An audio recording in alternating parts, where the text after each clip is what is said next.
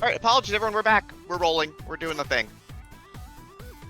Awesome. Y'all, we are right where we left off. That obviously never happened, and we are right back in the middle of this game, exactly where we were before. You did not miss a single thing. Well, actually, we did have to back up a little bit, unfortunately. This is a save state from practice, so we have to go and destroy the vending machines again. That won't take too long, though. This is great. It means we get a little recap. Yeah, exactly. I'm so sorry, everybody. That was, this has been like the king of, that's never happened. This has never happened. That's never happened. So many of them. And I had a quick, what happened here? I won't talk about too much, but my power blinked, and then I could not get the game to load. I reinstalled several times, restarted the computer several times, and it just, I think my save got corrupted, and then that corrupted Steam even, maybe. So I'm actually on my laptop, which I still have the game installed, but I had to reinstall all the scenes and everything. So it was weird. So I thank you, Ragnarok and Rockies, for letting me continue this, because I know that was a lot of time there. So thank you so much for let's get us another shot here. It's amazing how you were able to adapt, and now you're on a whole separate computer just so you could show off this great game for us. So thank you for figuring it out and sticking it through so we could enjoy it. Oh, you're so welcome. I love this game. So I had notes, and I was using them, so I don't have to go by memory on my stuff here. So if there's something I miss, because I know you have a copy of my notes, feel free to chime in if I miss something from my notes. Oh, absolutely. I'm barely keeping up myself. You were just like zipping through this game. Let's see here. So I should have roughly what I would normally have. So I got all this speed potions here. And we're gonna go and do. Oh, actually, gotta go back. Kind of reset my brain here a little bit.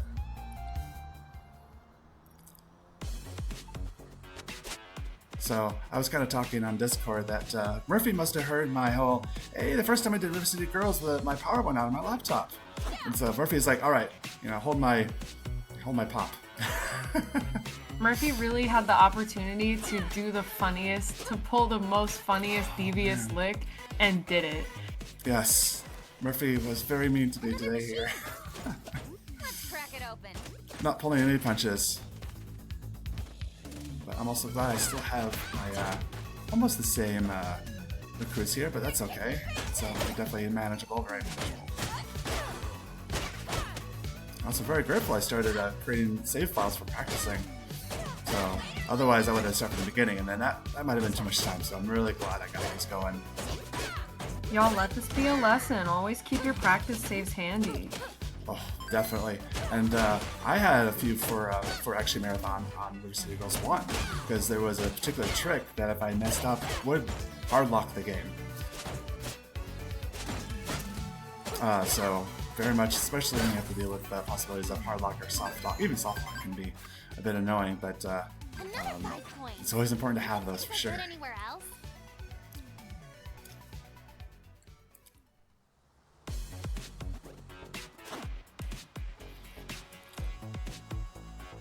Murphy just hates everybody this week. Well, we did get to hear him screaming into the microphone earlier, so maybe he was trying to warn us.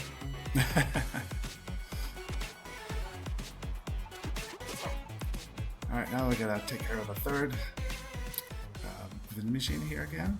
So, but yeah, we're gonna be pretty close to what we were before. We get to play DDR one more time. Yes! OMG! Okay, this was a good outcome, actually. You can never have too much DDR. No, seriously. Take it down.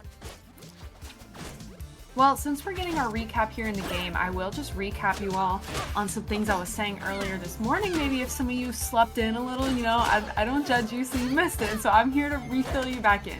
Since it's the start of a new day of the marathon, we opened several incentives for games that are coming up later today, including 2 for the run of City Skylines that is coming up in the evening.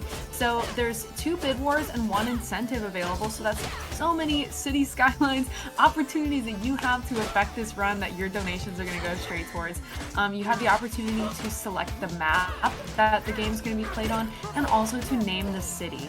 And then after that, there's a $250 target to destroy the city with natural disasters at the end of the run, which would be really funny. So we're at $70 out of that $250 target, and there's plenty of time still, so please get your donations in, because that would be funny and a really chaotic way to end it. And then of course, as those incentives for the map selection and the name selection have just opened, there is no donations towards those yet, meaning even just $1 will get your choice in the lead. So be sure to just put !donate in the chat, and make sure you're selecting the incentive you want when you put in that donation. And we're back. We're back to the vending, well, not vending machine, we took out the vending machines. Back to the arcade here to do DDR once again.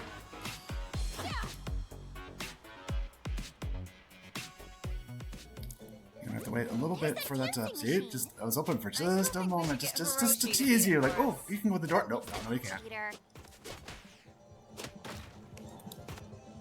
Yeah, you're so right. It really makes you think like you could do it. Oh, yes.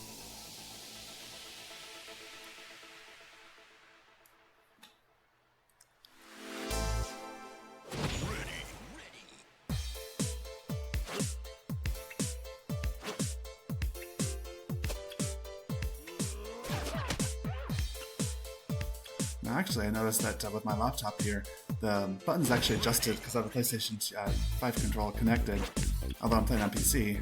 And sometimes Steam and games will adjust your buttons for you, and trying to remember it. It's like, okay, now that actually X is an X. I'm mad impressed how you are pulling all this off on the fly.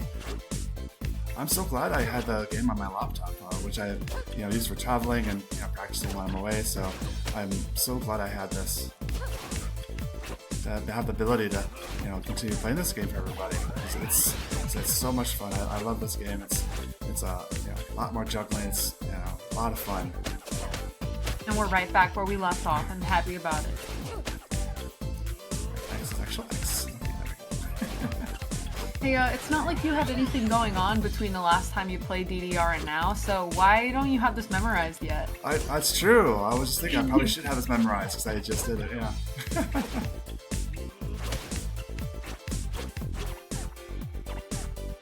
And we survived, okay.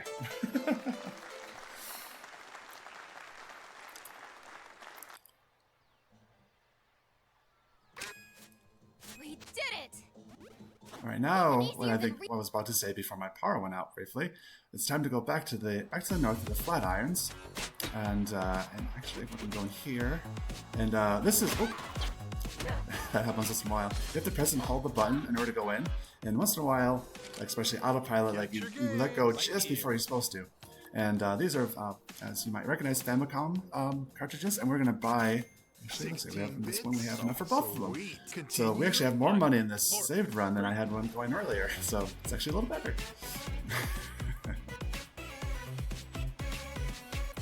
And those I save for later. They're 100% replenish your stamina and +1 to your weapon. But as I mentioned earlier, we save weapons because we're gonna use a lot of stamina. So all right, now we got to go back up to train yard, and we're going to do some ghost busting here with the ghost peppers that we had gotten earlier. Is that a ghost pepper? I mean, it looks like a little haunted pepper acting. Yep, should recognize that little device there from Ghostbusters. It's probably different enough that the people who make the movies shouldn't care too much. But there we go. So they're careful, and sometimes that happens where okay, come on. Sometimes it doesn't want to go in. There we go. And actually something I just possibly realized last night is that I mentioned that sometimes it's tricky, it doesn't want to go in.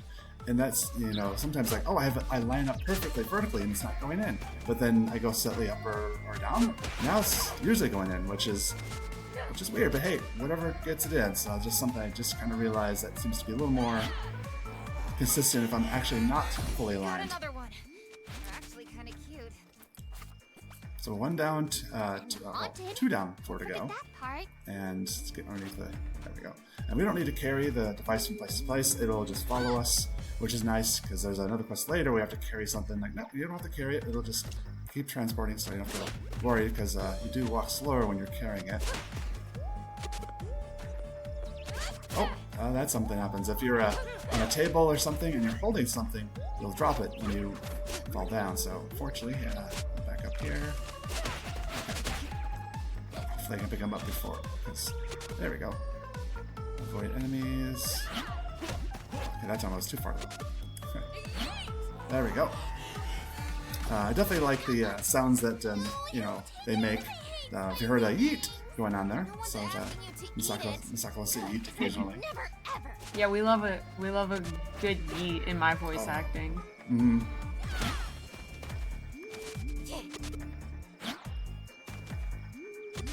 Come on.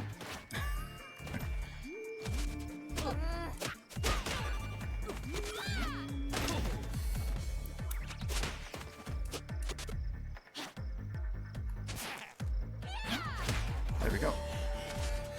Gotcha. How many is that so far? 12. Here's one of the recruits you can hire, and I kind of think I forget what his name is, but he kind of looks like Fashion Stampede a little bit. If he had a kid, I think his little toddler there on his chest. Yes, I totally get what you mean with the hair. That's funny. Correct me if I'm wrong, but were you saying you could like select different characters to play as, other than just having like the little team members? Oh, well, you talk about the character you play, like Misako, Kyoko, and such? Yeah. Yeah, when you start the game, you can choose Misako, Kyoko, Kuni, and Riki. And then throughout the game, there's 2 more recruits. And we actually got one so far. When we defeated Marion earlier, when we restart the game, we can switch to Marion. And would you say that there's like any, differences in playing the characters, or is it just cosmetic? And if not, is there a reason that you choose Misako? Oh yeah, they have definitely some similarities, but they definitely have a lot of differences.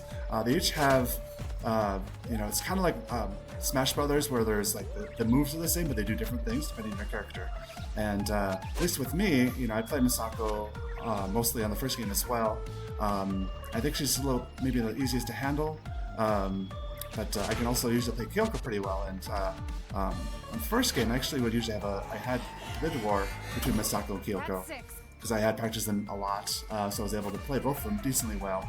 And I was going to have that one for this one, but unfortunately my life has been really busy lately, so I haven't had a chance to practice Kyoko.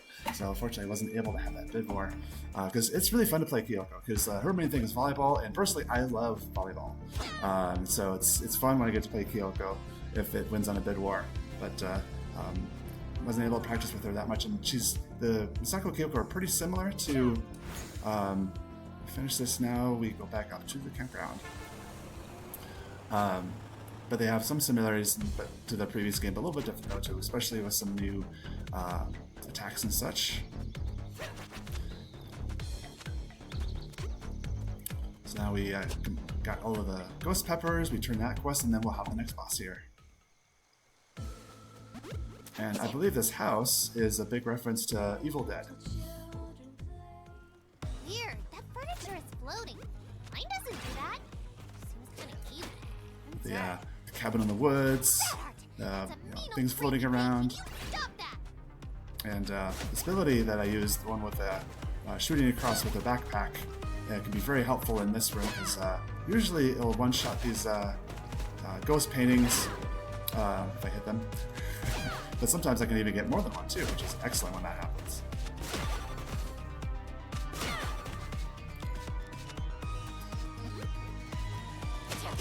To deal with a couple zombies as well.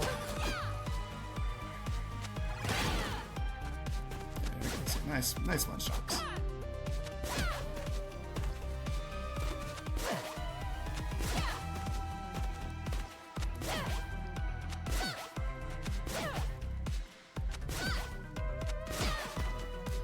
One more set of floaty paintings.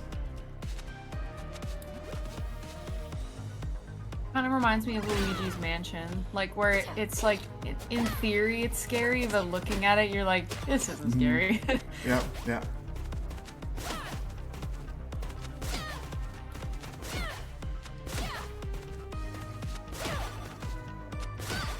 There we go. I'm gonna grab the apple there, pop some a little bit more health here. Alright, there we go.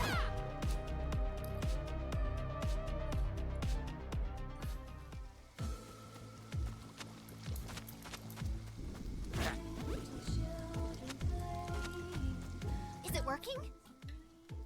I think so. Looks like they were pretty spicy after all. Ghost peppers turned They're in. haunted.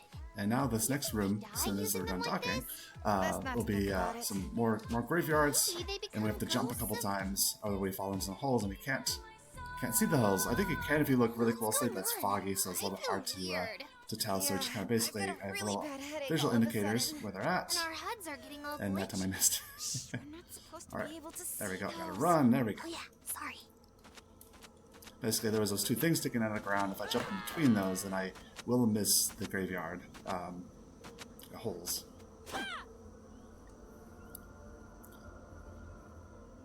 This looks like the place Marion described right before she passed out. Great, so can we get out of here before what attacked her comes for us? Too late.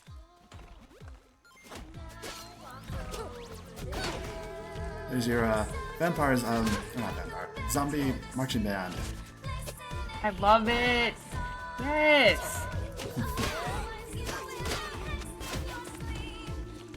You don't get a lot of marching band representation in video games, you know? So even if they're zombies, like, I take what I can get. Oh, yes. Did you play marching band in school? Oh, yeah. Huge Oh, me too. resident band nerd.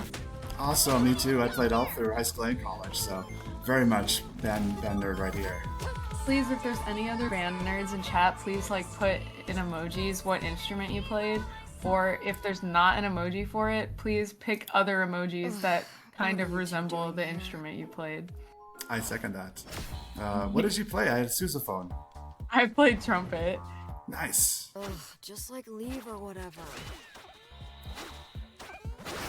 So this one, you know, I'll show these shields, and if you time it right, you can throw it back at her. Those are little D20s. This is very much like she's a magic boss, and you Oh, can that's also, cute. yeah, you can also break through the shield as well. She has a cool design, too. Oh yeah, she's really really cool. And then her spells are these different. Let's see if I can get this one. Oh, down below. Not that quite down yet.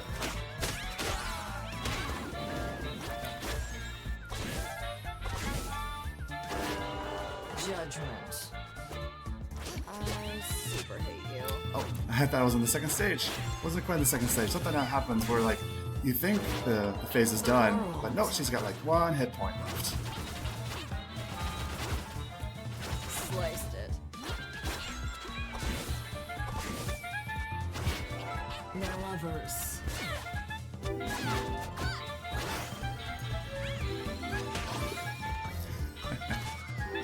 A lot of these bosses are very very crazy and hectic.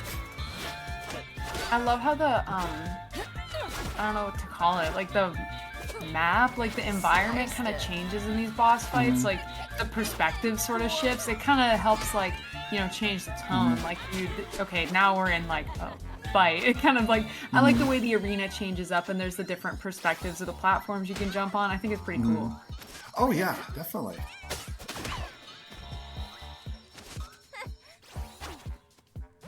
Get him, Appetitor.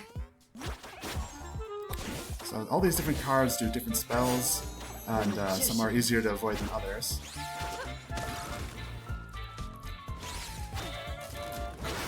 Sometimes that happens where I'm like, oh, I'm gonna hit her, and then her spell hits me. Now, does her cat do anything, or is it just kind of like cosmetic?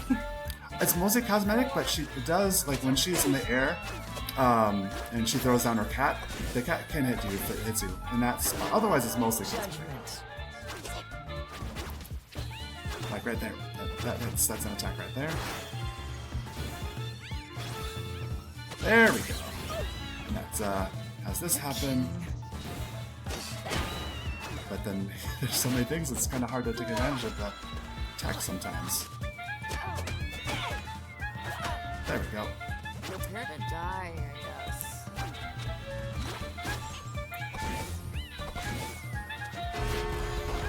Now this was one that she has a shield and a zombie, which we can get through her shield a bit easier. Which will give us a free, so when we break her shield, she becomes stunned.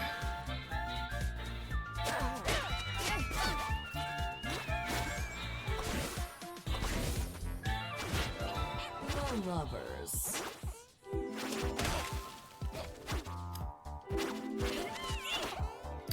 one of the differences with this game compared to the first one is there's the status elements. There's freeze, there's fire, there's poison. So that's one added thing to the first game, which some of them, usually most of them aren't too bad, but I'd say the ice one is the hardest because it slows you down. Being slow is typically the enemy of speedrunners, yeah. Oh, yes. Definitely in general, you can say that for most games. The world. Just a couple more heads and this best taken care of. So I got hit by the freeze one again. Oh, that was not intentional. 4. There we go. It's like I'm still frozen. Next to you though. I got a couple invisible frames. Let's finish her off.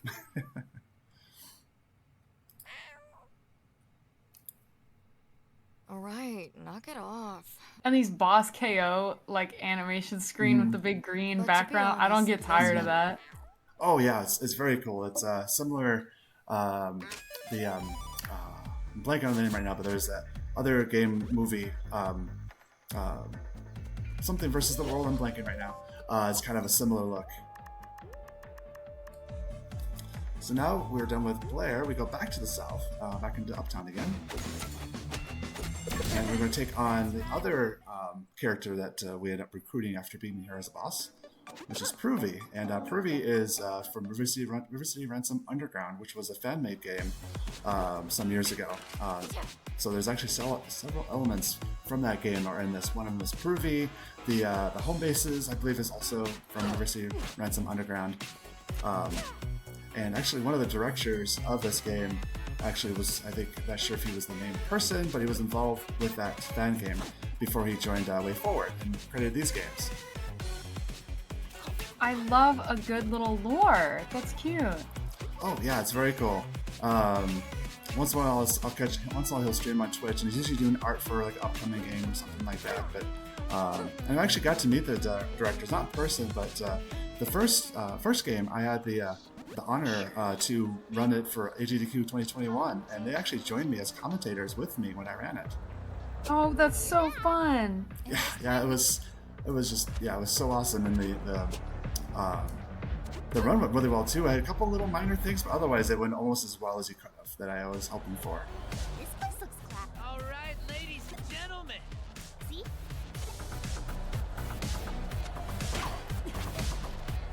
So we got a little bit of dance disco place. You can see Ken again. He's hanging out here.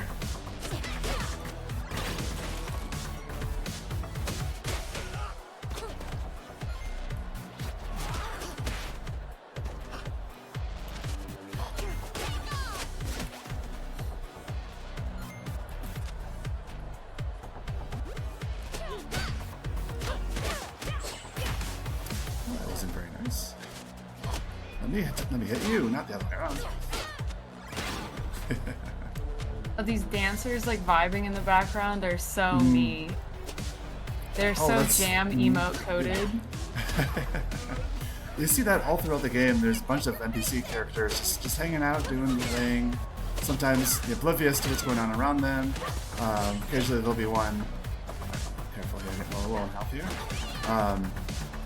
Sometimes they might be reacting to what's going on, but usually they're just oblivious to what we're doing. Good for them. Hey, yeah. I don't want to mess up their vibe.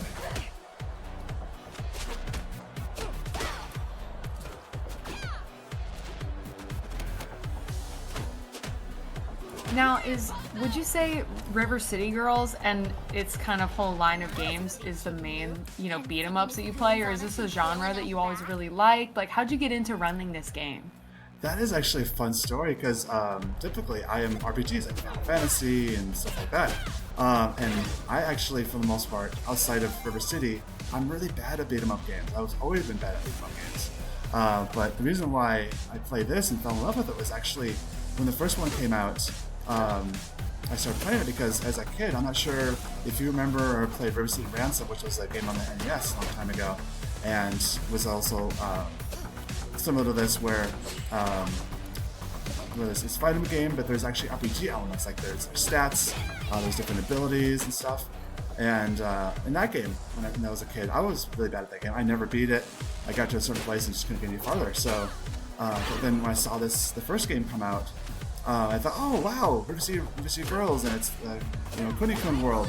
But what kind of drew me in with the first game is in the first game, it was just Misako and Kyoko, and their boyfriends were kidnapped, which was reverses the trope of gotta save the boyfriend or gotta save the girlfriend or the wife, and so it reverses that trope. I'm like, oh, I love it, versus this trope. And so I started playing the first game, and at first I was again really bad. Like the first time I did a timed run was I did like 4 hours or something like that. But then over time I slowly got better and better, and then my PB is around 45 minutes. Really So interesting. Yeah, so you sort of became interested in a different game from this series because it was like a different genre slightly. Yeah, well, it's similar, reminded me of the Riverside Ransom, and also the reversing the save the girlfriend trope. And Yeah, definitely. That is cute. So yeah, I like telling that story because normally beat 'em up games, I'm very bad at them. Get ready for a speed down. Yeah, well, I was thinking to myself, man, I never really played a game like this, but once I watched you play it, I thought to myself, man, this kind of reminds me of that Powerpuff Girls I played one time. The Powerpuff Girls has their him and Seek, and they're basically all the Powerpuff Girls games are this, but Powerpuff Girls skinned, and I did play those. So in fact, I guess I have played a beat 'em up, but it certainly wasn't like this. Yeah. But it's definitely a lot of fun. It's I think they're definitely beat 'em ups a bit harder than this, but still very similar to your typical beat 'em up like Double Dragon, Streets of Rage, and also I would say kind of in general the beat 'em up games have kind of resurged a little bit. Like we had these games. There was a Teenage Mutant Ninja Turtle game that came out last year, and actually there's another Double Dragon game coming out soon too. So there's a lot more of this genre coming out lately, which I think is pretty cool because I think that genre has been kind of dormant for a while. Yeah, now definitely seems like the time to be getting into this game. Like I said, I just am in love with the visual presentation of it. This kind of Persona-esque, with this pop of color and the backdrops and the artwork with the characters and stuff. That I'm very much. really I love drawn it. to. And this area, I feel like it's a reference to a place in Shinjuku in Tokyo called the Robot Restaurant. And it's very much similar like this, where there's robots, go down this line and get to eat sushi and stuff. It's quite wacky and fun. And I actually got to go to it back in 2015 when I visited Japan once. And unfortunately, it's not open anymore. I think it closed during the pandemic and never reopened. Because people keep beating each other up inside all the time. I'm just kidding. What's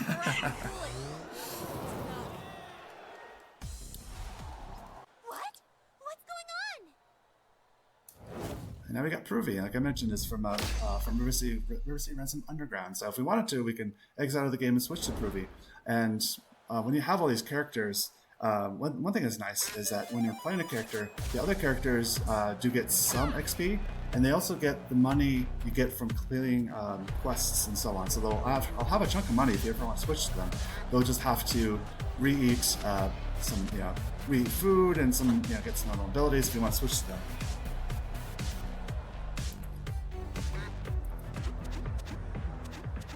So now we're going to go into the next zone, which is a tech area, which actually I think has the sign for.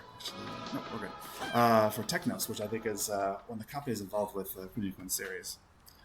So it'll be fun here. We'll do that here soon, and get to play with another. I mentioned earlier where we had to carry something around, but you actually don't have to carry it because they'll just follow you around, and we'll have that again because we have this. We'll have this device that does like a electromagnetic thing, and we'll have to use it to get through some vents, but doesn't really do anything besides stun. Doesn't do any damage, so I prefer not to carry it if I don't have to.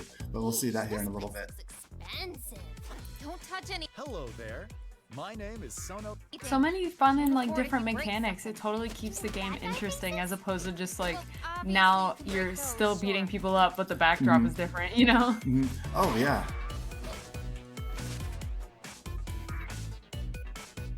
And And we'll here this next room. We'll get a preview of the next boss.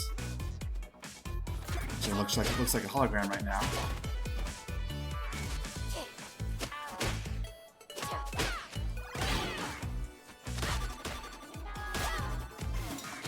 That enemy right there, which look like little, cat robots, you actually have to either destroy them twice, or when they're bouncing around with little parts, if you stomp in that area or you pick up their head and throw it, that'll finish them off. So that's one of the many different new enemies from this game compared to first. I think I've come across them earlier. Remember, there's these enemies that kind of look like Terminator, and had like mechanical parts. And if you listen to them, it sounds like Arnold. It makes the the grunting noises he would make. Oh my gosh. And, oh yes, and it very much sounds like how he goes those kind of sounds. Remember from the old Schwarzenegger movies. Yeah, that's funny. And that is also Ben and Rudis, the one I had mentioned earlier, as one of the directors, and I think he's also the art director, This place is like a maze. and was involved with the fan game. So that's his voice. So where are we supposed to go? He does lots of little voices here and there. They have also other voice actors as well, which there's one coming up, the boss after this, which I really like because I recognize the voice actor. I'll talk about it a little bit. Do you ever watch a bridge series like Dragon Ball Z Abridged or Sword Art Online Abridged? You ever seen or heard of those? I'm definitely familiar, but I can't say I watched them much. Oh, they're so much fun. And I mean, I love the original, but I also love the bridge version that was kind of nice too. But upcoming boss, not this upcoming, but the one after, is actually with the same voice actor as a character in Sword Art Online Abridged. When I recognized it, oh, it's that character, I was so excited. I looked it up on IMDb.com and actually the guy's Twitter account, like, yep, it's him. Like, oh, that's sweet. It is so satisfying to recognize a voice actor from media and be like, you're yes. from this show, and looking it up, and when you see you're right, it's a good feel. Yeah. Oh, definitely. I love it. So we got this Bee-Boo, which, like I said, I'm not going to carry with us. It's just going to follow us, though. It's a cute little, it's supposed to come off as cute, like, makes little noises, and like, I'm helping! Zap, zap. But I don't use it because it doesn't do damage. And you're my bestest friends. Aw, I love you, Bee-Boo. He's basically a bug zapper. Yeah, but a really cute one. I suppose it's kind of cute. Well, I suppose that there is one place I do use it, and you'll see it coming up. I'll use it if I have to, but otherwise I don't use it. Just that's it. I don't care. We don't need it. Not until we actually need it.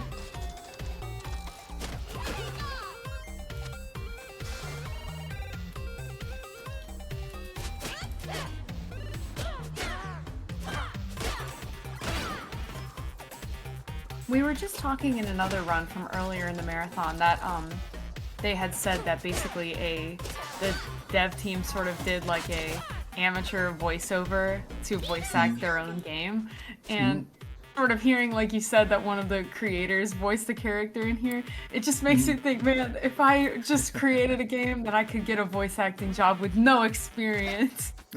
Exactly. It's good practice. You can do your own game. And all I have to do is create a video game. It's simple. Yeah. Easy peasy. But it's really amazing when you hear about indie developers that are like one or two people and they make like an amazing game. And what I think about, of course, is Stardew Valley was just originally one person all by himself. He did everything. I mean, it's like one of the most treasured games from the last 10 years. So it's amazing what you can do by yourself if you're determined and have the time and energy to do it. Just a computer and a dream. Exactly. And speaking of Stardew Valley, a bit later, there's a mini game which people should recognize if you play Stardew Valley. It's not exact, but it's the same kind of mechanic. And since I have 1,000 hours in Stardew Valley, I'm like, I'm pretty good at this mini game.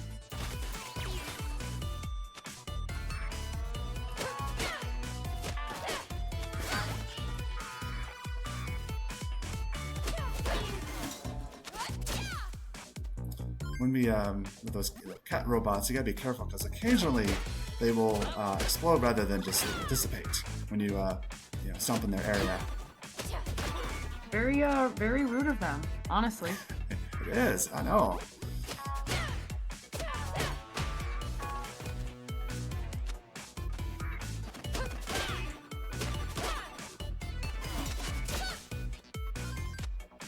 Isn't this fun? We're having so much. Now up in the vents is where actually we'll be using Bibu. This is pretty clean for In this here. area, we have Oh, to you've been inside, avoid buddy? these vents. This is my first Fire one isn't too bad, but the next one is ice, which can be tricky depending on where the enemies are at, and this is where actually we'll use this so I don't get hit into the ice, because ice, as you saw earlier from the boss, slows you down a lot, and I like to avoid it if possible. There we go. So that's when I might use the Bibu, is to keep the enemies at bay. Here's the fan. Time to Bibu. fire it up. But what if it hurts Bibu? I'll be fine. Come on. Bibu loves it. And Bibu gets destroyed by using on the fans. And if he had stayed, like, they start crying, "Oh, Bibu, poor There's some Bibu." pretty shady stuff going on in this warehouse. Yeah, these people are clearly not using their abilities for good. You have those two barrels there, and you see barrels, which you've probably seen already once, is hit them, they explode. So I'm going to try to avoid them if possible, or if I hit them into enemy without getting near them. And in this area, there's those areas there, I like to knock them off the side, saves a little bit of time. But I don't really care about the money at this point. We're at plenty for most of the rest of the game here. Let's see the apple.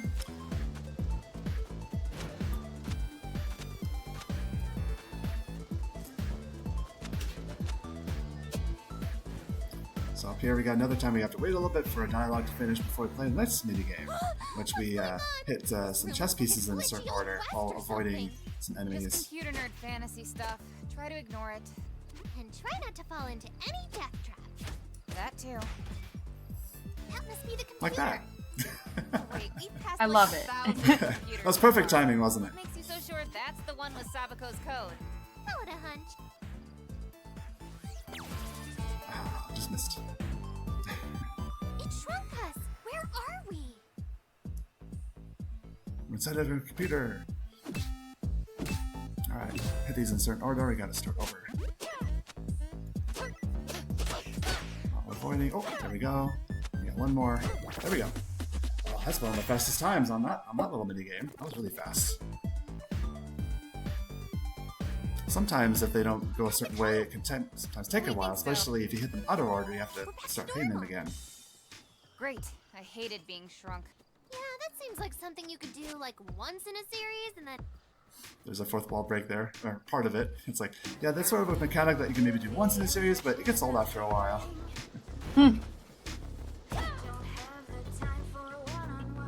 So now that we hacked in the computer, we can now get access to the boss room.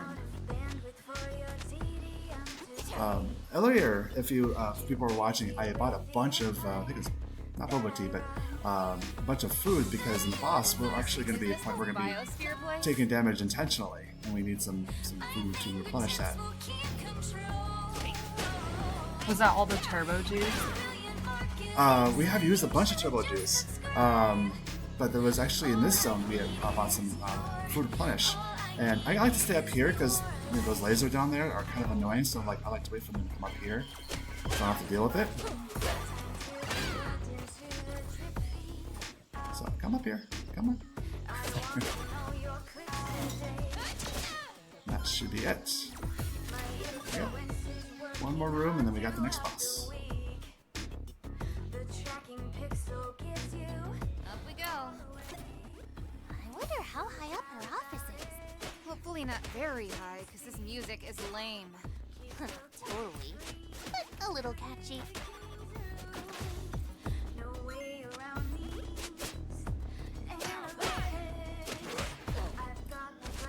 That enemy's need me in the face a bunch of times in this run.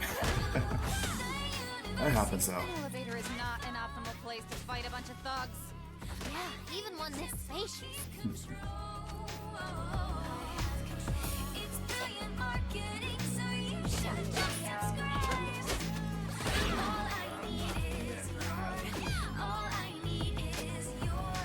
Okay, I'll admit it. This music. And here's Suiko, another boss that's very chaotic and a lot of things to avoid. I'm gonna feel like, I kind of want to say it kind of feels like a bullet hell, but not quite a bullet hell. Just so much to avoid to try to get to it. And she has a shield, which you have to attack her with a shield on, while avoiding a lot of other things. And hella important. So she has all those things around here. She has those punchy things above her head, which will trigger after a little while. But yeah, that's kind of why I bought a bunch of health, because we're going to potentially go through a lot of health. Actually, since check this, did I equip it? Yes, I did. Because that was from the save. I was pretty sure I had saved it. Should be the first phase. Okay, there we go. So in between the phases, we get to do a bunch of old school. This is where visiting a ransom, but we're gonna intentionally fail it because it saves time. Don't have to get to the end of the level. And this is actually from River City Girls Zero, which came out a year ago, which was originally Super Famicom that was never released. So lots of references. Yeah, what a cute and fun way to like break up the phases. I love all the references to the older games. And these little like laser balls that kind of look like, what's his name from Portal 2? Wheatley. Oh, they do, yeah.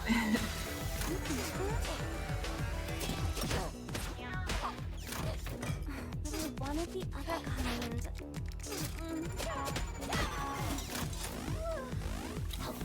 Here. Did buy 5, so hopefully that should be enough to get through, but I gotta be a little careful. Just hit this box.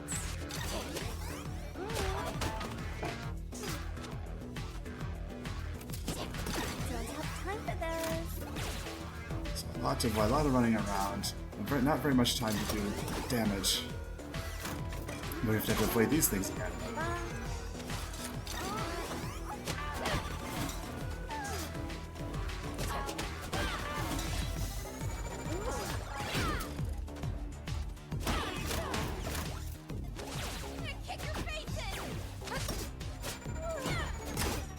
There we go.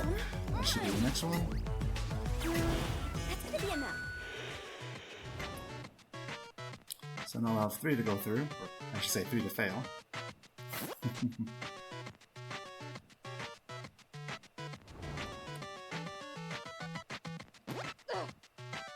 This is from one of the Double Dragon games, I think. Oh yeah, this one's definitely Double Dragon. This might even be the first Double Dragon.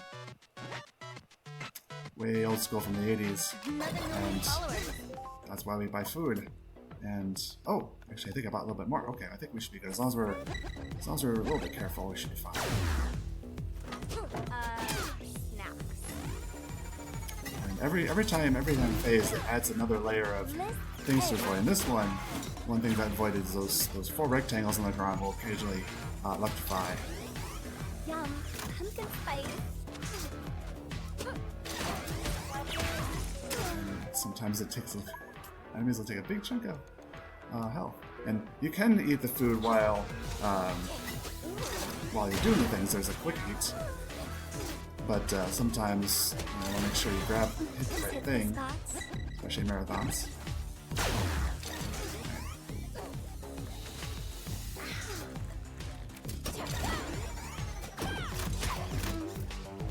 Concentrate here.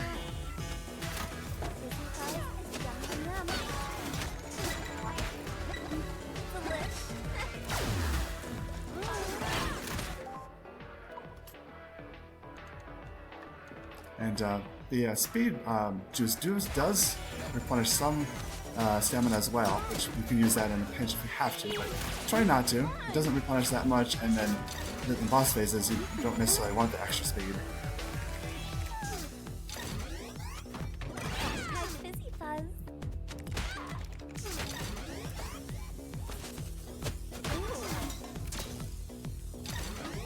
Ooh, salt and vinegar.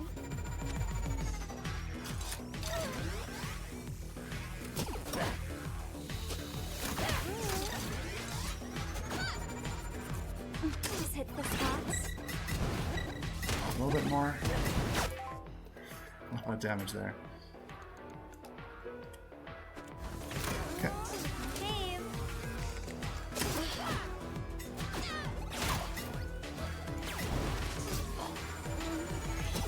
There we go. Just a little bit left there. Excuse me? Okay, I've seen enough. Computer. Nice. Okay, yeah, it can be a little hectic sometimes. A lot of these are a bit messy sometimes, but that's why we have a bunch And then of her little extra defeat food. art, how she has spilled the coffee like on her shirt. That's so cute. Tasty. Excellent. Good choice. Now we get to move on to the next area, which is Ocean Heights, which is oops, You come it is again, still yes? on. Bring all your friends and their money. Well, it's times where I thought I exited the menu and oh, didn't quite exit the menu. Ocean Heights is one of the zones that were from the first game. And we're gonna actually do a save and quit here because we want to go back to Uptown because that'll get us to the next zone a little bit quicker. Yep. And when we go to Ocean Heights, we will be changing the home base one more time back to the beginning of the game. We're going to make sure we do that before we finish this zone because when we finish the next boss, for a little while the bus system doesn't work. So you normally would have to do a lot of running to get back to where you need to, which is near the end of the game. Oh, I've been meaning to ask about the little like text messages or whatever that are appearing in the bottom right corner. Are those like side quests or are those like hints? They come and go and I don't really read them. They do kind of go quick, yeah. Sometimes it's text messages about side quests you can go do, or sometimes it's messages about hey, the zone is open now. Hey, it's that So mask guy. yeah, lots of different things. Vanish again so we can That's cute. It's fun. Oh, yeah, I love it. Rude. I love it when a game has like a cell phone. I feel like I usually kind of play like, like Zelda and like Yoshi and stuff. Like they don't have like cell phones, so I think it's like a cute and interesting mechanic. Like obviously it seems so obvious that like in a modern game, of course they would have cell phones. I don't know. There's something like pretty like charming about it to me.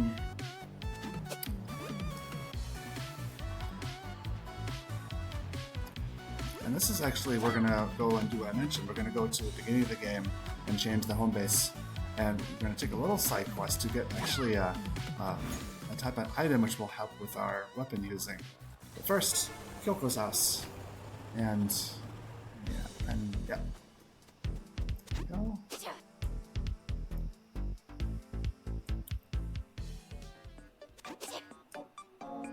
And we're actually going to take a little side step back into downtown because there's a bookstore where the different books will, when they're in inventory, will make different kinds of weapons indestructible. And there's a couple points in this game where we're going to want to use the weapons and having them indestructible makes it easier because you can hit more enemies. And I want to say it's not truly indestructible. Like other enemies can still destroy them, or they could be destroyed by like barrels and other things. So we're gonna grab these two. Nice. See you around. So no, that's one's household appliances, and I think the other one is toys. But mostly we care about the first one because we're gonna do a lot more bench using on enemies. We're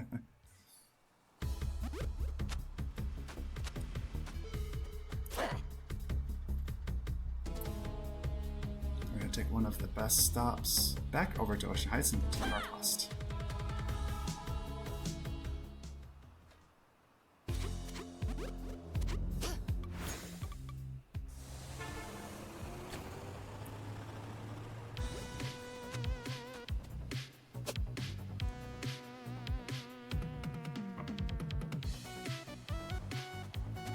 Up soon here, we actually get to see one of the bosses from the first game, Habari. But this time, she actually gives us a quest, and later on, you'll get to record her as a recruit if you want to with some money. Welcome to my shop. Stop in the name of the law. Scissors is the other accessory that we're going to use. It changes some agility for some more attack power. And those are the two accessories we like to use. At least I like to use anyway.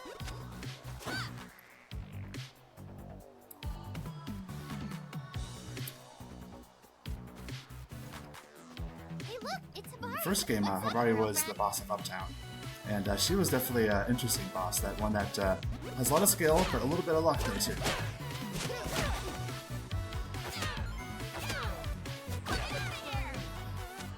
Basically, after we take care of some of her, I guess, minions or such, she'll say, because basically we're talking with her because we want to get some disguises to go into Primo's restaurant and to avoid detection. And what she'll say is like, oh, you know, help me with some shipping and I'll make something for you. But we're not strong enough right now, so we gotta go pump up some muscles. Geez, after all this fighting that we've done, we can't just lift a couple boxes? Apparently not, no. This is probably going to date me very much, but if people remember, back in the Saturday Night Live, there was a skit comedy with two German guys, and they go, "I'm going to pump you up." It does date you, but maybe it dates me that I don't get it. I'm sorry. It's okay. Yummy. Yup. And we're going to get some lasagna I'm like such a here. chronic, like, not media consumer. Do you know what I mean? Like, I've never like watched TV or shows. All I do is watch Speedrun Ragnarok. Hey, that's fine. You know, it's nothing wrong with that. Yeah, it's like I said, a long time ago. It was Kevin Nealon and Dana Carvey. So another thing that really date me, but it was cute. And it's something that has been referenced by other things over the years and stuff. It was memorable from Saturday Night Live. Sorry about the noise there. So this is the mini game which, if you play Stardew Valley, you should recognize the Find mechanic. someone really buff who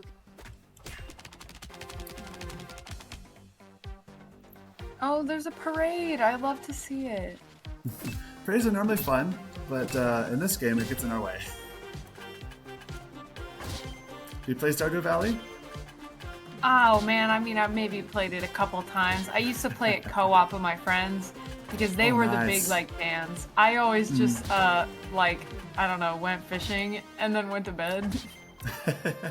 Well, actually, speaking of fishing, this is like the fishing minigame. Oh, where you're like I bobbing the did thing it up with and the little down. bar. Yeah. Yep. Wow, you kind of hit the one game that I actually understood. Woo! So now our muscles are very pumped up, which are cool for the upcoming minigame, but it also, when we attack enemies, launches them up in the air. So it's a little bit harder to juggle and do the end. See? A little bit harder to do the damage we want to, and it's really good at the timing. Yeah, I see. Not in this room, but the next room there'll be a bench, and they'll just use the bench to beat up enemies, which makes it a little bit easier, because the bench does a lot of damage.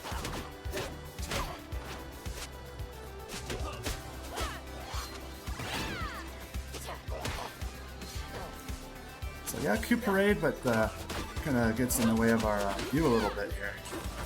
No. We're the ones that are in the way. Well, fair enough. I get that this is a speed run, but we could wait.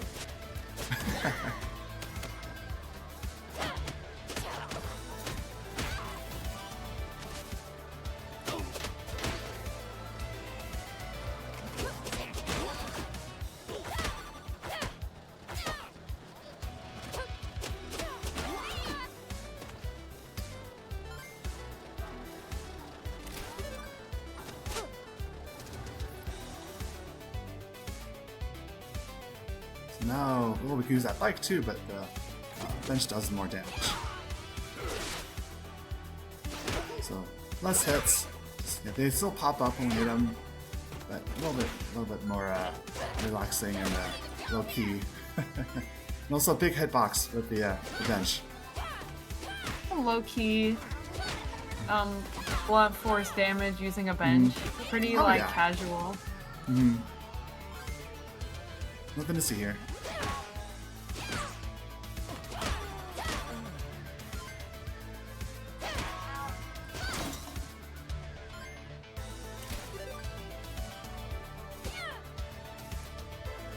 I'm gonna carry it to the next room here.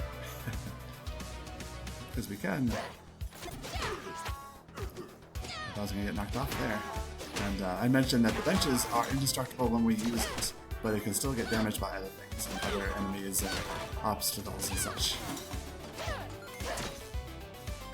Like the next, oh, not this one, but the third set of enemies is going to be a bunch of more of those cat bots, and those will explode when you hit them. But it seems like generally my bench still avoids them usually. But Can during this one, like damage other Yeah. enemies? oh, can the explosion damage other enemies? It might. Come on.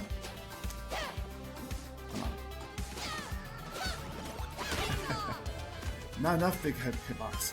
I think it might. I can't remember offhand, but okay, looks like those didn't explode. I think they usually explode, but I'm not gonna complain. Look, at least Okay. something's got to go right for, you know, like good luck on this run today, right? At least something. Oh yeah, yeah. Yeah, Murphy definitely wanted to like. Oh, you had some things happen when you first met University Girls. You know, my computer ran out of power because I forgot to plug it in because it was an in-person marathon. I died once, but again, it was also my very first time doing it. And the bench is up there, which is not what I wanted. But one thing And you how probably saw far me doing. can you like carry the weapons? I mean, like, could you really just cross the entire map holding an item, or are they kind of like area locked? I haven't tried going like across from like uptown to like crosstown or something like that, but I think you could. But yeah, speedrunning you're generally not going to because, you know, well, let's just say depending on the weapon, if it's a heavy weapon, you can only walk. You can run with a smaller weapon though. Makes sense. So now we gotta do some shipping here, and some are good boxes, some are bad. The bad ones are exploding, and there's another one that dumps off zombies. So, but I like to. We can mitigate that a little bit when that bomb comes out. Get under it, like follow me. There we go. So it can We're supposed to lift him, not hit fall him. before that one It's falls, just an because we have to, expression. you know, You better hurry, avoid having though. I already to feel our do burn that as face. much as possible. Just zombies, and thankfully these zombies are one-hit wonders.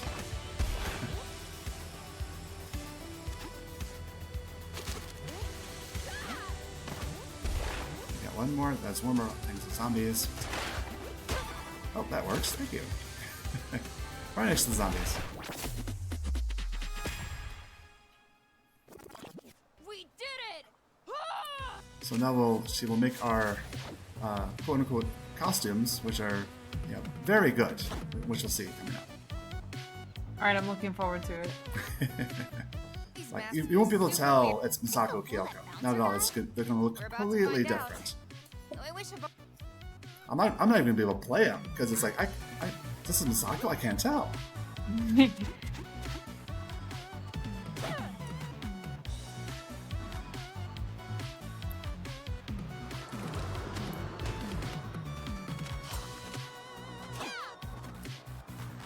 Yeah, let's float on the air a little bit there. That's Burmoff, which is from Double Dragon. He was also in the first Video Girls as well. So wait a little bit. Okay, now we're inside. See how amazing that is? You can't tell it's Misako, can you? OMG! When did you switch your character? I know. I don't know either. It was just a blank. Somewhere important. It's a mystery to me who this is. Let's beat up more Yakuza.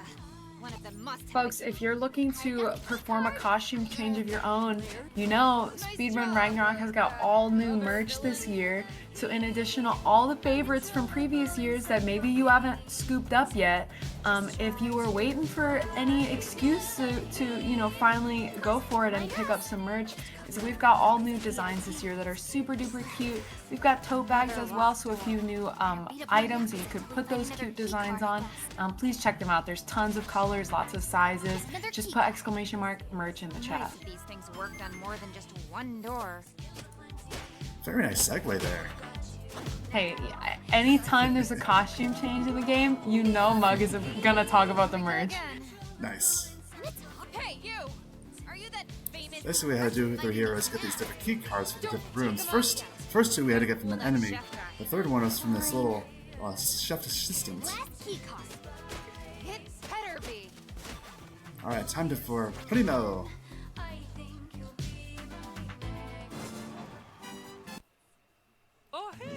I work in a restaurant actually, and I can confirm it's like this basically every day.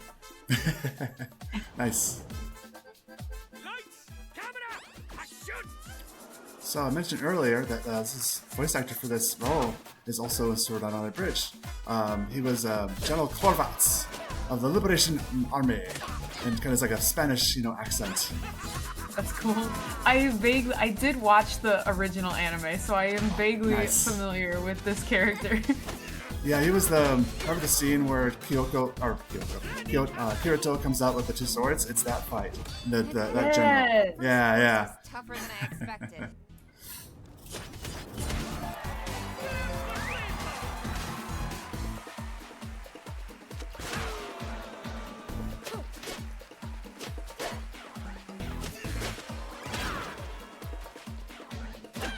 So now you have to go watch Sword Art Online Bridge and see the character that he does in the bridge version. Ooh, nice. A lot of damage there.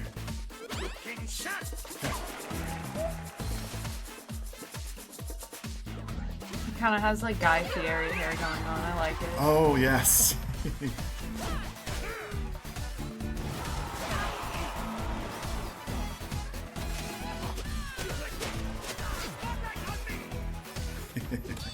Ooh, that second course really did me in. Kyoko, local idiot.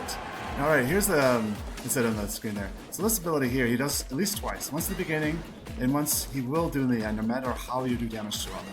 There's even one time where he was like close to 1 damage, and it felt like I did like a whole bar's worth, and it still, he didn't go down, which I think they even glitched the game a little bit. But it still finished, thankfully. It wasn't a soft lock or anything like that. But it was still weird though, but it's impossible to avoid that second time he does this.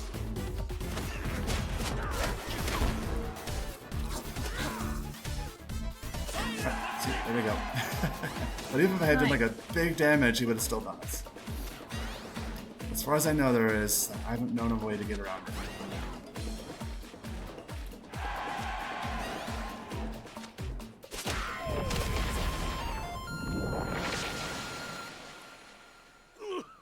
This is not gonna help my ratings. Well, you two are better. That's that boss, and now basically he's a cook to make this stuff that makes the regular people bad guys, and unfortunately the school has given it to already, so we have to go back to the school and take care of Ken again.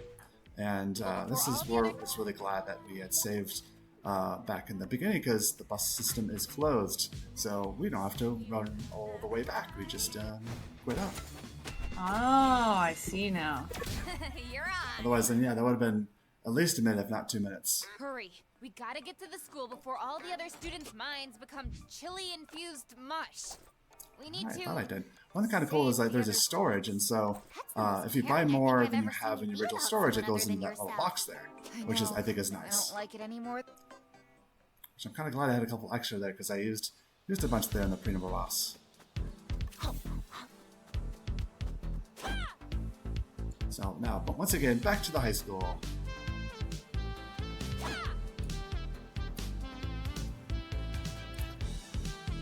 Okay, wait. I thought of one more segue. Sure, yeah, go ahead. You know, in this game, when your inventory is too full, it goes into that box.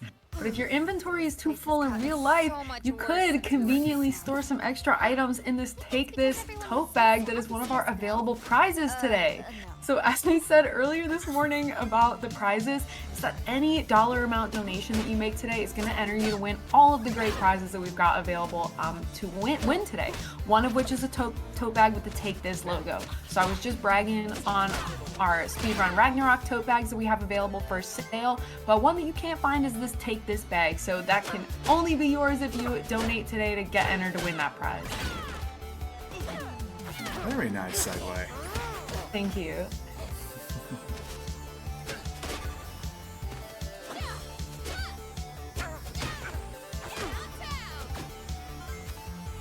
Yeah, very good place for some announcements. We got this locked room is a little bit long, so if you got something else, go for it.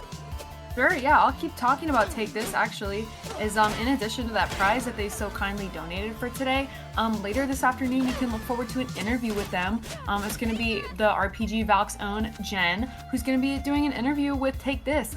We had one earlier this week, which was super cool, and there will be another one this afternoon. It's going to be at 1:30 Eastern, so that's in just under 2 hours. So look forward to hearing more from them about, everything that they're doing for the gaming community and for anyone struggling with mental illness in general. As you know, Take This provides lots of resources, education, and overall tons of things and ways that they attempt to reduce the stigma around mental illness, especially in the gaming community.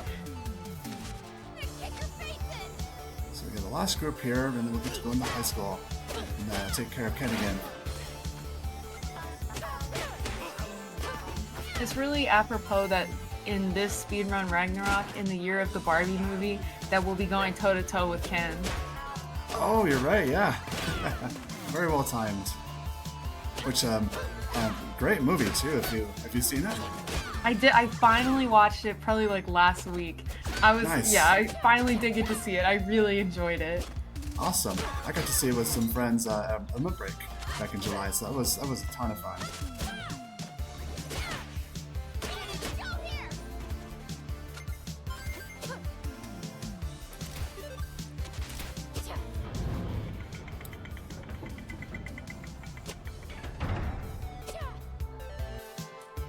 It looks like we got a $10 donation in from Hans and Franz, and they say we're going to pump you up. Nice. There's someone as old as me.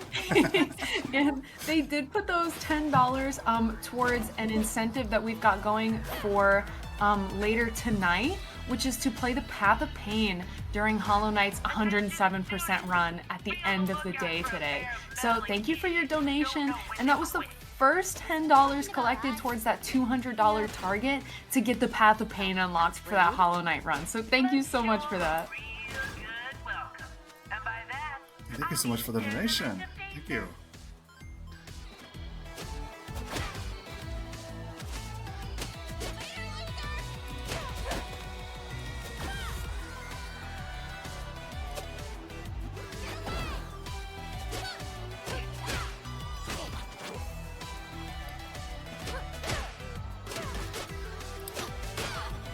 There is another character in one of the upcoming locked rooms, which sounds like another abridged character. Did you see or heard of? There was the people who did Team 4 Star who did Dark Fantasy abridged. They did a bridge version of Final Fantasy VII, and there was the character who was Kate Sith. Sounds very similar to one of these coming up. Did you ever look it up, and find out if it was the same person? I did, and unfortunately, if IMDb was correct, it was not. It was not him, unfortunately. I was really hoping for it, and I even thought about, was it Lana Pator, I think, was Lana Kid Seth, I think. And I was going to go to his Twitch and ask him, were you in Ridge Girls too? But then, let me search for it, and if IMDb.com note said that it was actually Ben and Rudis who did it. So, fortunately, it wasn't from Team Fortune, which would have been awesome. You can't win them all. It just makes the times where you're right even more satisfying. Exactly. It's that's General Corvat! That's so awesome!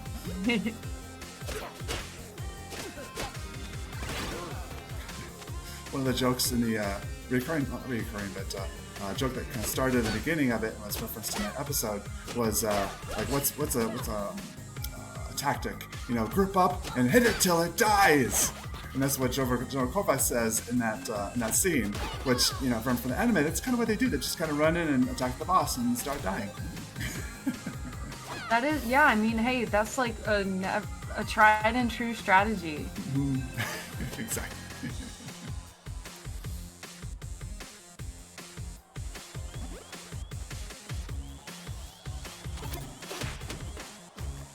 Hey, I was going to hit you with that chair. Don't kick me.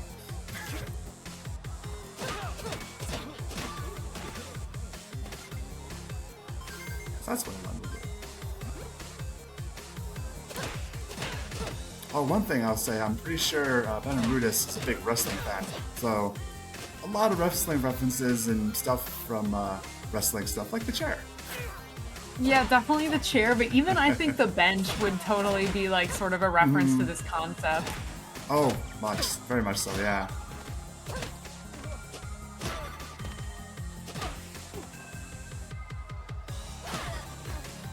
And all the over-the-top like costumes and stuff too, I think definitely kind of is like in line with that. Oh, very much, yeah. Several of the enemies definitely look like they're from pro wrestling, either here or like one of them kind of looks like the was it that one movie that Jack Black was kind of his costume when he played like it was a pro wrestler. I forget the name of the movie where he was trying to play like a Mexican pro wrestler. Nacho Libre? Yeah, it kind of reminds me of that look a little bit. Yeah, I definitely get what you mean. This little like movie or whatever that they're watching in class is so cute. Yes, it's that voice. The teacher there sounds like Kate Smith from the British version. And in the first game, it's actually a Bobo teaching in here stuff about puberty. So it's a different one in this game. So it's pretty funny in that first game. I love that there's a gator. It gets points for that. What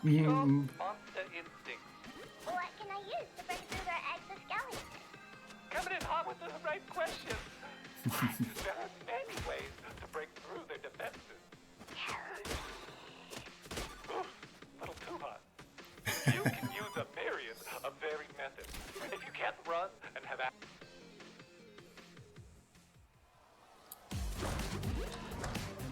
So the high school looks very much different from the beginning of the game. A lot of extra obstacles and such. And now we have this firewall, literal firewall, not like a mechanical firewall. Oh yeah, true. Computer firewall. There's more where that came from. How do we turn them off? What makes you think I'd tell you?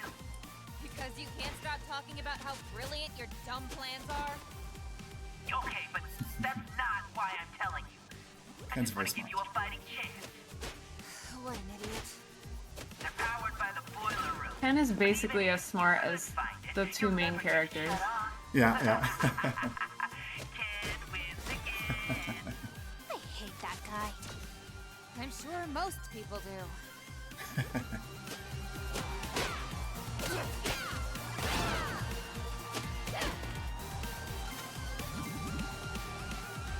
Now we're gonna head back down to the bottom again and go to the boiler room so we can turn off that fire.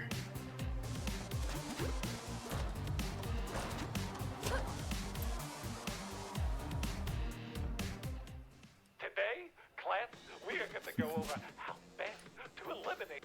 And that class always restarts every time you go through that room.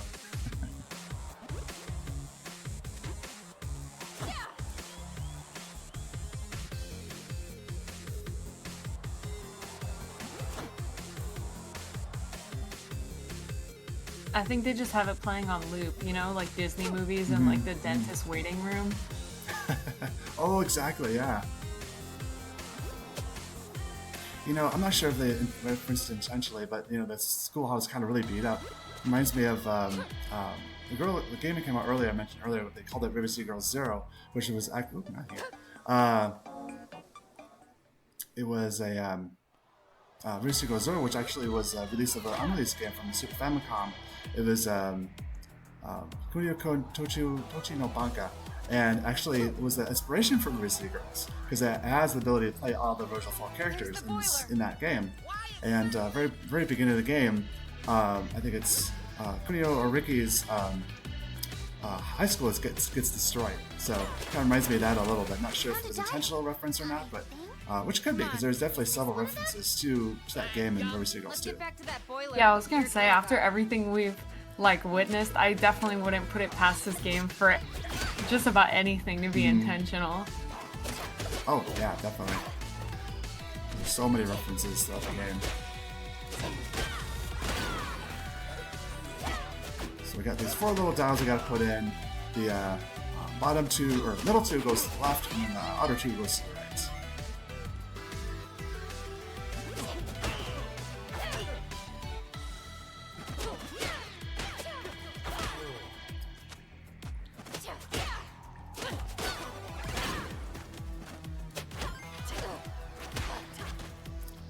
she blocked me.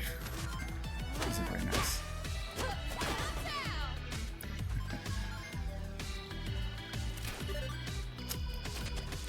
Found another duck.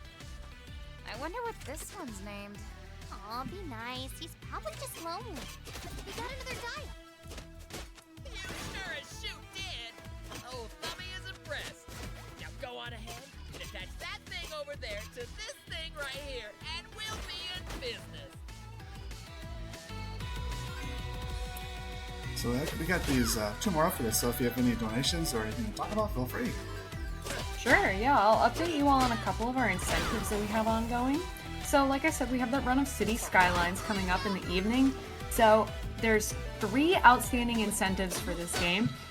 One is to select the map that we play on, and at the moment, the Wood Garden is in the lead by $10. So if you want the map to be like Cape Apple, for example, or the Frosty Rivers, or any of those other choices, the number to beat is $10, so make sure you get that donation in. And then the incentive to name this city does not have any donations toward it yet, so even just $1 you could single-handedly decide the name, which to me is a huge bargain. And then of course the final incentive for City Skylines is to destroy the city with natural disasters at the end. So we're at $70 out of that $250 target. So definitely lots of things your donations could go towards today. Just make sure when you're going ahead and submitting your donation that you've selected exactly what you want it to go towards.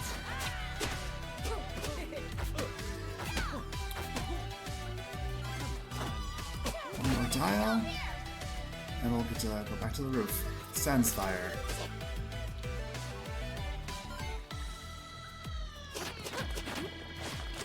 is the last dial. You know, I think this is the last dial.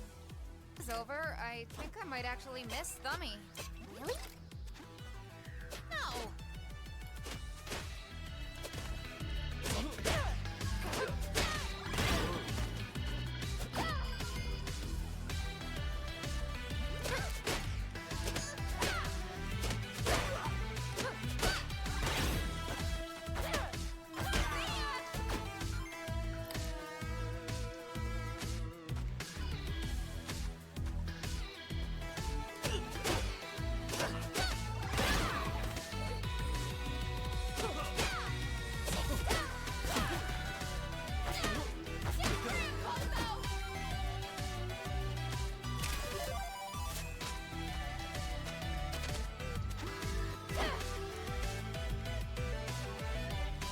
Now back up the stairs one more time. Well, we're not dead. And no more fire traps. And no more Thummy. Hey, I kind of liked him. Let's go find Ken. I bet he's upstairs.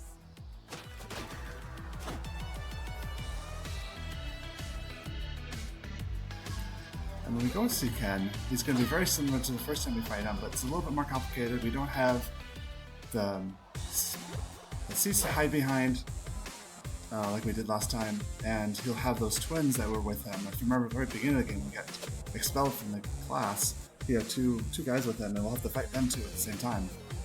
So a little bit more to avoid. Not too much harder though. It wouldn't be a rehash boss fight if there wasn't some new things to make it more interesting. Yes, very much the trope for second time boss. Class, we are going to go over how best to eliminate them.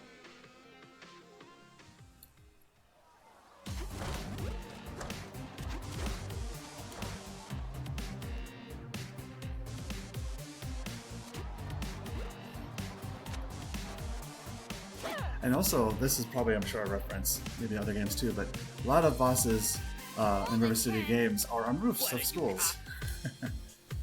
Including actually this specifically. This is River City High School, and the last boss of River City Ransom is on this roof. Look at that, Ryuichi. It's a great place for a showdown. Indeed.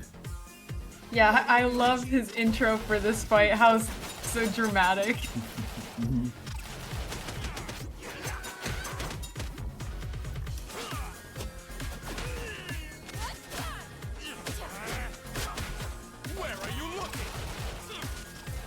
Now, what's the River City speedrun community like? Would you say there's like lots of runners? You know, is there a guide for this, or did you do a lot of the routing yourself?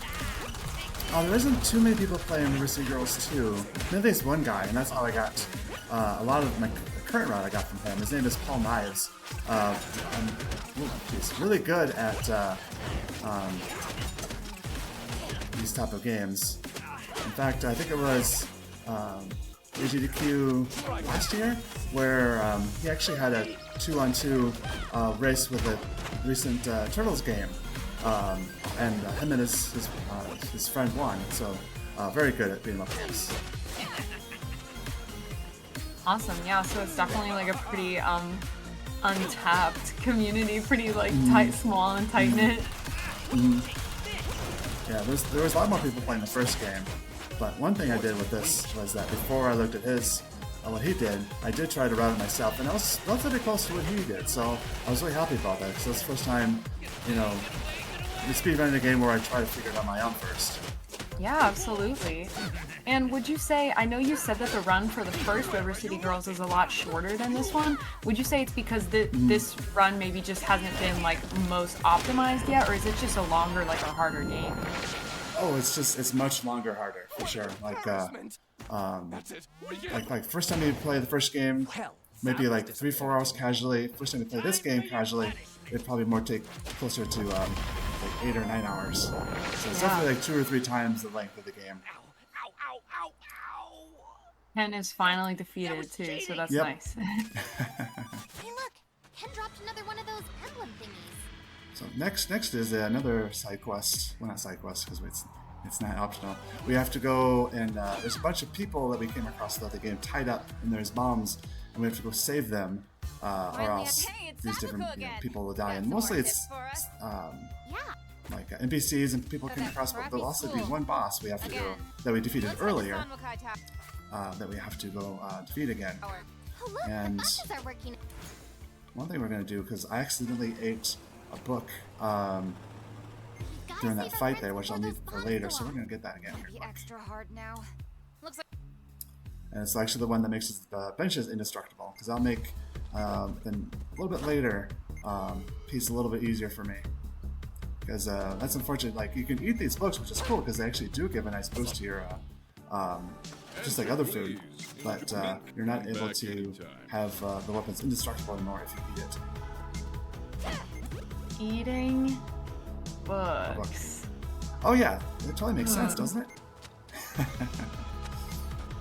But while we're here, there is basically there's a guy we have to, or girl. There's some girls we have to save too. In basically each zone. So there's one here. We're going to take care of that one here since we're here. And we have to take care of enemies. I can't remember that guy. He was the one that gave us the quest for, let's see if he begs. He doesn't. Because that's kind of one way to leave them out.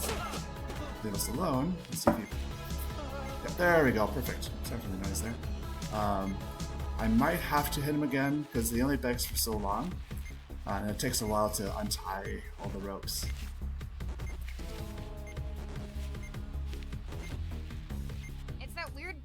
Yes, I remember you explained this before. If you just leave one enemy that's like in the mercy point, then it kind of gives you downtime where no more enemies will spawn. Exactly, and that's what I try to do. And until then, I might try to untie a little bit, hit a little bit, untie a little bit, hit a little bit, and then hopefully I might get lucky when I'm down to just one, and they bend down and beg when they're one left, because it sometimes happens. It kind of depends. So. That's kind of what I do anyway, to try to be left alone while I'm trying to untie these people.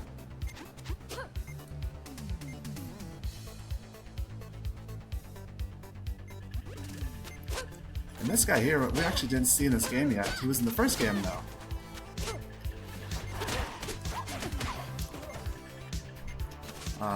He actually has a name, and I forget what it actually was, but if you remember in downtown, there was a place where I said, oh, this used to be a trash compactor. That's where he was, and there was actually a little mini game to get his keys that he had. Oops. Let's see if I can get you to beg. And he says, find my keys. And so we go to this trash compactor. Alright, you're not begging, are you? There we go. He's probably one or two more away hits from take out the rest of stamina, so I'm glad I missed. But you find the keys in the trash compactor, and he's like, oh wait, no, I had him on me the whole time. It's that guy from the scrapyard. He's so girly pop. I like.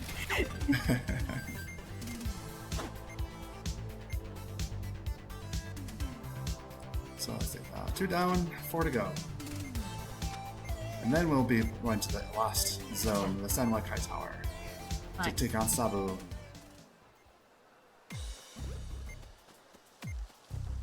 Someone in chat commented what I've been thinking this whole time.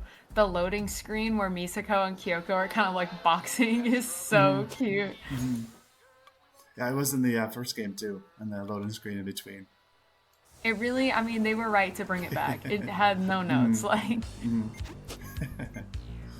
Very much worth reusing it a second time for sure. The next one here that's tied up is Mihoko, which we don't get to. I don't think we see unless we go because she has a side quest. But we see him more, or see her, and oh, I was gonna hit. I did not. I think I'll just maybe. Hang over there.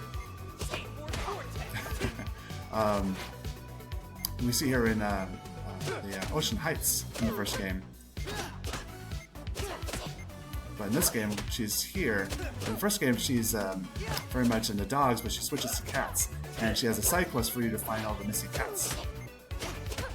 Oh, look at the dog at the cash register. Yep, the dog is taking care of the shop, because this is where Skullmageddon was in the first game. And I think he was from another Double Dragon movie, or not movie, game. A recent Double Dragon game, I think that Way Forward made, but a while ago. It was Double Dragon Neon, I think, is what he's from. And actually, since we're here, because he has a couple things that are good, and I got plenty of money.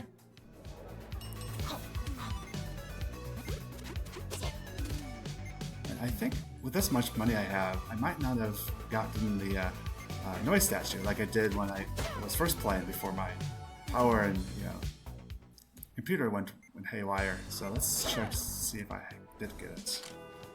Oh, I did not. There we go. That's why I have so much, tons of money, because which that's a nice thing. It does 100% replenish, but 1 to each stat. So it's a nice thing for sure. And this next character that's tied up is the third Double Dragon, which is a reference to, I think, from one of the Double Dragons game. I think it was kind of more of a joke character, like not a serious character, but it is from the Double Dragon universe, though.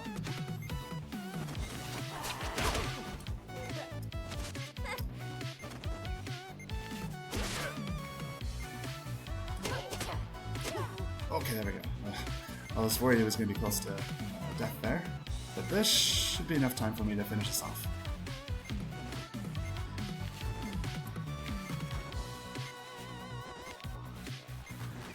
Nice. Over here. Yeah, that's right. His name is Sandy Lee. Yeah, the third Double Dragon brother.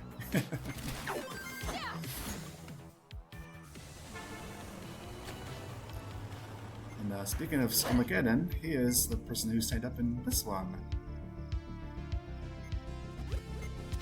We did just have a raid come in. Sable Dragon Rook, thank you so much for that. They say good luck to the runners this event. I hope you had a great stream. We really appreciate the support.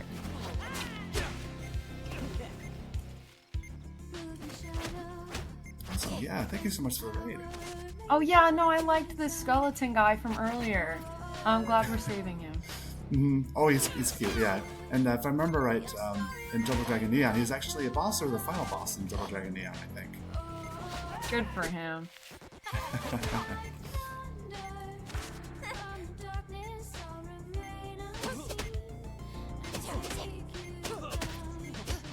we go. Oh yeah, I'm a little past halfway, so we're good. And then I believe I've got one more after this.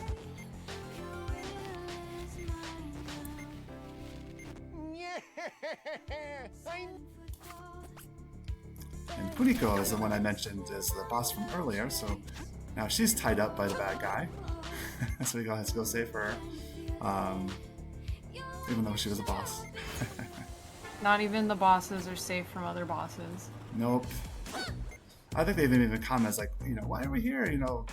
We fought us earlier. It's like, all right, fine. I suppose we're good. Yeah, I suppose we're good guys or good girls. We probably should save, even if they fought us before. Yeah. Although when we do beat them or beat her, she's like, oh, I'm sorry for doing that stuff to you, and here's my. Each boss has an item that we need to get into the last tower, and so she gives us that, and I think she says something like, oh, I'll do something better for your social media or something like that, because that's the thing that starts is like she hacks into our social media and says bad things about us and stuff. Yeah, so now instead she's gonna do good things with her huge platform, like advertise Speedrun Ragnarok 2023. Very nice. That was so smooth. I didn't streamlined. I couldn't tell. That was nice.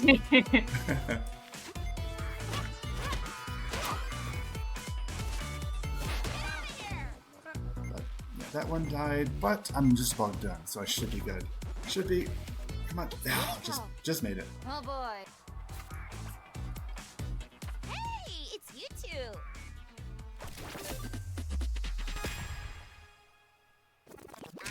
Onto the final level.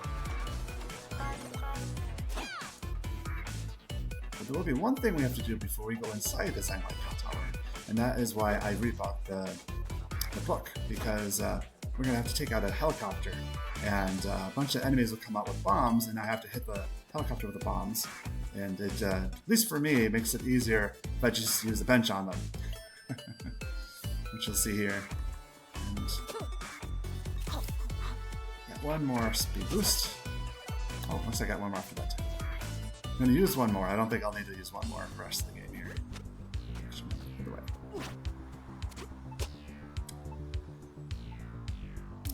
So we're gonna miss Linda. You missed me as well.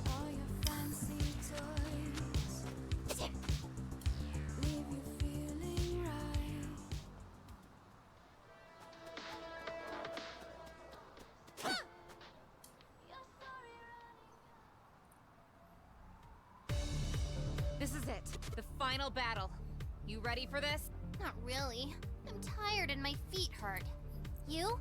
About the same. Let's go save the day so we can veg out on video games. I'm tired and Now my you're feet hurt. talking. Kyoko says that in the first game too. Hurry, get us out of here. She's just like me. Teenagers get the best of us again.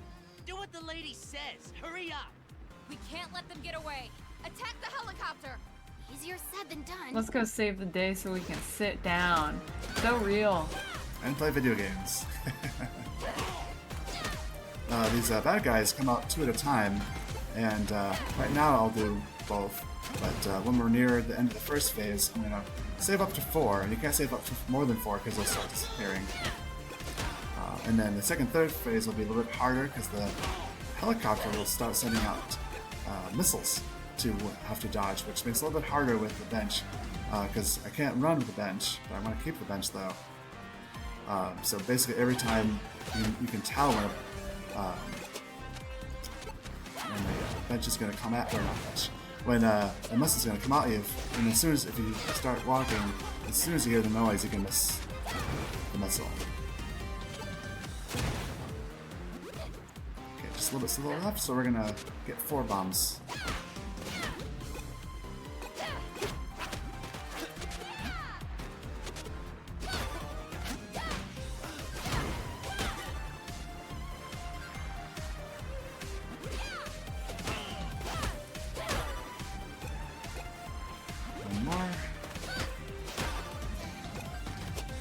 Now, I missed the explanation. Is that Ken holding onto the helicopter? Yep. And what is he doing up there? I think he probably it's his sister in there, because that's we saw like before we had to save those people. Sepulchre was still evil, and so basically I think she starts a helicopter and Ken's like, "Wait for me!" and like is only able to grab onto the bottom before she takes off. I see.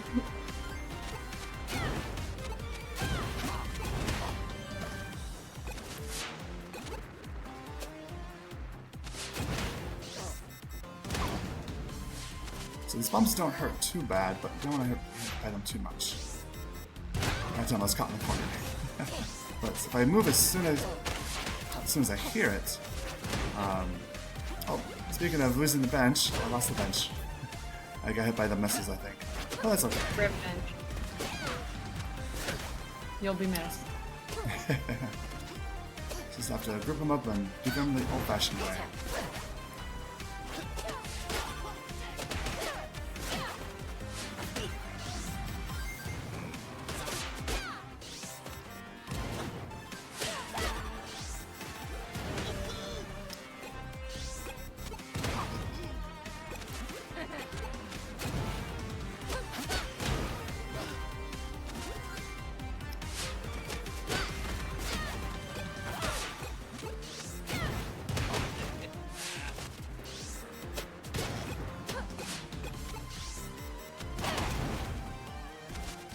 But yeah, these missiles hit them too.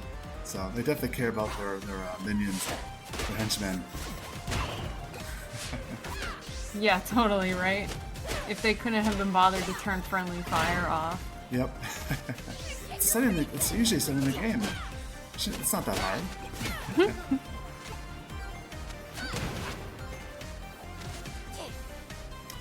Ever played or heard of the game Deep Rock Galactic? Oh, I've only ever heard of it. I couldn't tell you a single thing about it. Oh, it's fine. It's a game where you play as dwarves doing mining and gathering and such. That sounds fun. Oh, it is, and you can play by yourself, but I think it's the most fun you play as with friends, and there's several classes, kind of like some games that are first person. Like there's the engineer, the scout, and the driller, and I forget the fourth one. And with the game, there is friendly fire, but there is an ability or a perk that you can get and equip, which will reduce the amount of friendly fire that you get from other people. And I've been playing that game with a friend of mine, and we definitely have that, so we don't have to worry about at least as much of friendly fire than we would normally have to. Yeah, that's good. They ought to take a page from that game's book here, but it worked out in your favor then, because we were able to take them out. Yep. It was kind of fun because I played engineer, and one of the weapons is bombs. And I like using the bombs. And sometimes I try to pay attention to what my friend is, but occasionally I'm like, he'll be fine. And he is fun. He doesn't take too much damage if he gets in the way of my bomb. So yeah, it's like in Dungeons and Dragons. If you need to cast a big AOE spell, but as long as your teammate has like good armor on, it's like you'll be fine, right? Totally. Especially if you play mage, fireball is if you play wizard, it's nothing but fireball, just fireball, only fireball. This time. Well, that's new.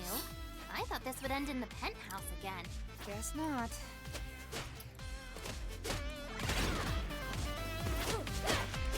My very first D&D character was a wizard, so that was a lot of fun. Oh my gosh, I can't imagine playing as a wizard first. There's so many different spells you could choose from, and so many different features and stuff. I would not have been able to keep track of that all as a first-time player.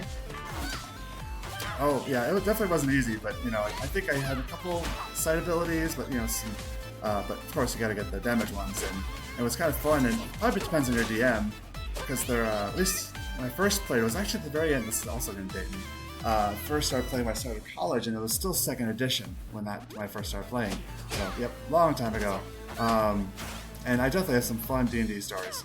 But there were some abilities in Wizard that wouldn't normally do damage, but they're usually more for defensive. There's I believe the different kinds of walls, like firewall, ice wall, and me being a wizard, I'm like, I want to do damage. So there was a couple times where I told my DM, what if I put the blizzard wall on a very unstable tree? Because I think the requirement was all I had to touch something, and then you can make an ice wall. And because of gravity, it should fall, right? And it does, and I would basically have it hover over enemies and it's on a tree, and it would fall and it would do ice damage. Oh, that's awesome. That's so clever. I'm glad that my DM would let me do stuff like that. Whichever way you like. It doesn't really matter. Speaking of destroying things, it looks like we did get a $15 donation in from Margie, who says, please let me rampage through the city, kitty face. And those $15 did go to the incentive in City Skylines to destroy the city with natural disasters at the end. So thank you so much for that donation. And the $15 as well went to selecting the map for the City Skylines run. And Margie's $15 went towards Honu Island, which does now put Honu Island in the lead by just $5 as the map that will be selected during the run. Gentlemen, get rid of these two nuisances. Thank you so much for the donation, Margie. Find a way out of here. Don't bother fighting it. These modified Yakuza learn with each punch you throw. Eventually, you'll fall to them. I wish you'd eventually shut up. So I'm starting to interact with Sabo here.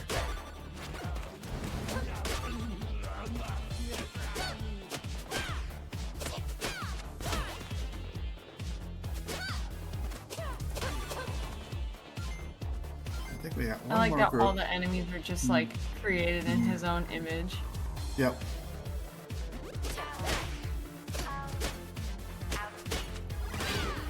Now these will turn into fire. And that's okay. That one doesn't do that. Oh, I missed one. Because I was like, I'll just, why not just finish them off.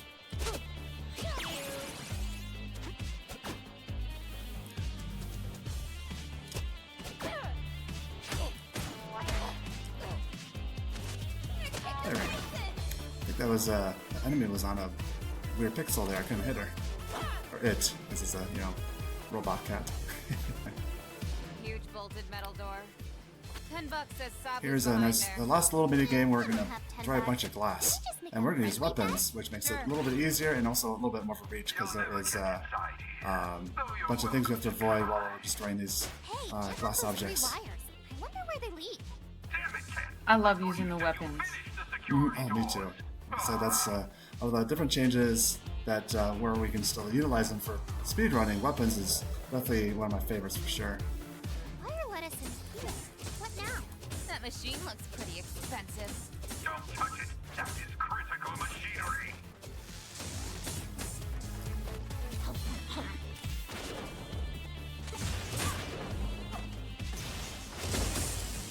Oh yeah, they look cool too. They'll like orb things. Oh yeah. It kind of reminds me of there's definitely some games that have those orb things. Like I think Contra, had a boss like that. I'm sure there's lots of old school games that have those kind of enemies and bosses. I feel like all of us in the speedrun community, man, we love a good orb. Am I right? Oh, right. Orb. Gotta do that.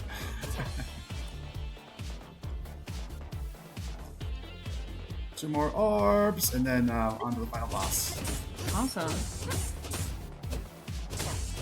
We also got a $20 donation in from Evie, who left no comment, but did put those $20 towards the incentive to play the Path of Pain during the Hollow Knight run tonight. There's also two more incentives out there, two bid wars for the run of Ogre Battle that I haven't talked about yet. You can name the opinion leader and you can select the any or worst percent ending.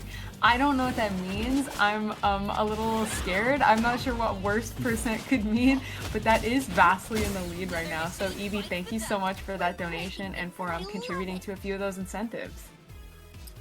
Awesome. Ogre Battle. I think it's Ogre Battle, right? Yeah, it's Ogre Battle, the March of the Black Queen, and that's coming up basically right after the interview this afternoon. So Nice. We're definitely getting close on time for your opportunity to get in your donations for those Ogre Battle incentives. So like I said, you can select the any percent or the worst percent ending.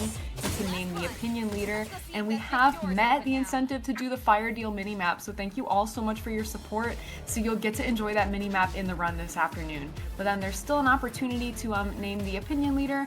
Bob is in the lead, which I think is a great choice, but if you wanted to just solidify its place in the lead.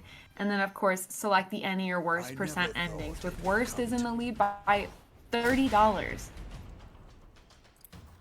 And here we are, finally at the end of the game. Sabu. Unstoppable. He keeps saying "I'm unstoppable" a lot, which again reminds me of another from the bridge. Not the voice, but the line in Dragon Ball Z Bridge. There's an early episode during the Frieza saga where Vegeta gets beat up and he goes, "I'm unstoppable" when he messes up.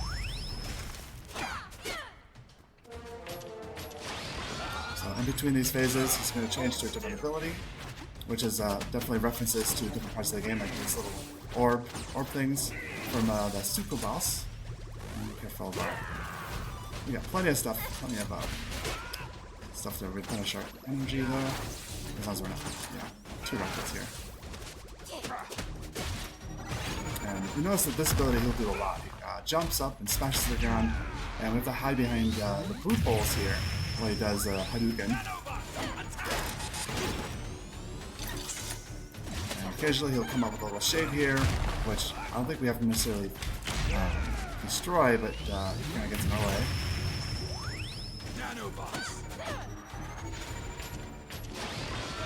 And like the first game, you see there's 3 stages, but there are actually 4. So don't do time until the 4th stage is done.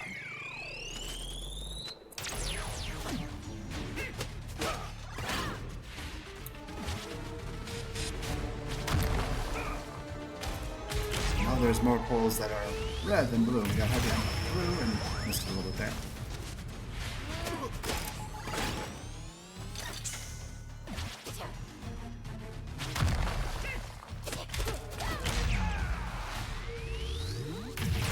Good.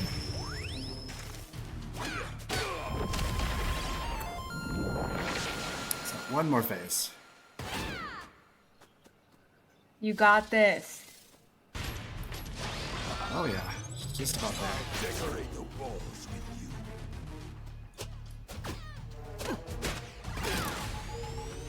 Have to do a couple more of these attacks where he haunts the ground.